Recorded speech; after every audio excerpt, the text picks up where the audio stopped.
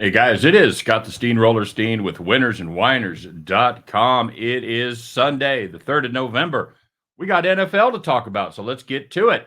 Hey guys, if you would be very so kind and take a minute to smash that like button, hit that thumbs up, subscribe to the channel if you haven't done so already. Want to buy some of my plays? I got a great deal, less than $1 a day for all my picks, $1 a day for my best bets. Just check that link in the description of today's video. All right, and of course, make sure you drop your plays in the comment section. Let me know what you're on today. Big NFL slate. So let's get right to it. As you might suspect, with the video coming out at this late hour, we got to play on the Sunday night football game. But before we get to it, let's talk about yesterday. Hey, we hit the Iowa Wisconsin over as Iowa got over all by themselves. Nicely done, Hawkeyes. How about that offense? 3-0 after the first quarter, 17-0 at halftime. You guys weren't sweating, were you? It ended up being just fine. So that's 4 victories in the last 5 videos. We'll take that. We'll see if we can stay hot here today as we take a look at the Colts and Vikings. I'm looking at the total here, guys, 46.5. We're going to play the under. You know, a lot has been made this week about Joe Flacco taking over for Anthony Richardson, who was tired in his last game. And they mentioned that Flacco is an upgrade. Well, considering the fact that by a lot of metrics, Richardson is ranked 44th out of 44 qualifying quarterbacks, literally anybody on a roster would just about be an upgrade at this point over Anthony Richardson.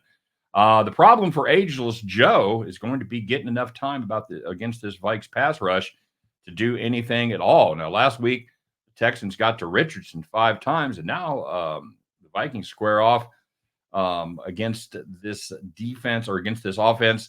And the Vikings defense, man, they can put some sacks on the board. They are 4th in the league. The Texans were 5th, so very, very close to that. Add to the fact that the Richardson is a lot more mobile than Flacco, who runs like he's wearing lead Timbs out there on the field. Plus, the Vikings, they're a team that is not afraid to blitz, and that has been a problem for Joe.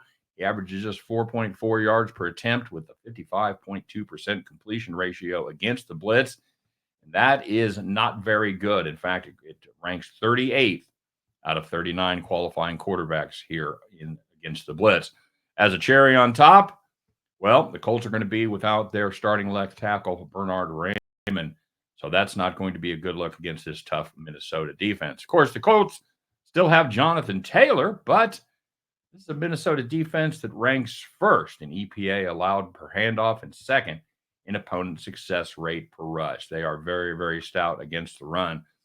On the other side of the ball, we're going to see a steady dose of Aaron Jones and a lot of short to mid-range passes with a quick release from Darnold, try to cut down on his mistakes. I think the scoring drives on both sides of the ball are going to be long, sustained affairs with not a lot of home run hitting. I think we're going to see a lot of 3rd and longs and a fair amount of punts.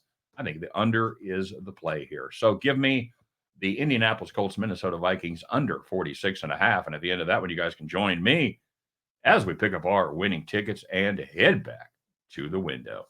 All right, guys, as always, thanks very much for watching. Thanks very much for sharing all your support, all that good stuff. I appreciate each and every one of you. And, you know, we're just trying to grow this thing organically, one video at a time. So don't be afraid. Tell your friends, tell your enemies. And most of all, go out there and make some money today. Have some fun. All right. But, you know, with this pick, win, lose, or draw, we'll be back tomorrow to talk all about it. You guys take care, and we'll see you then.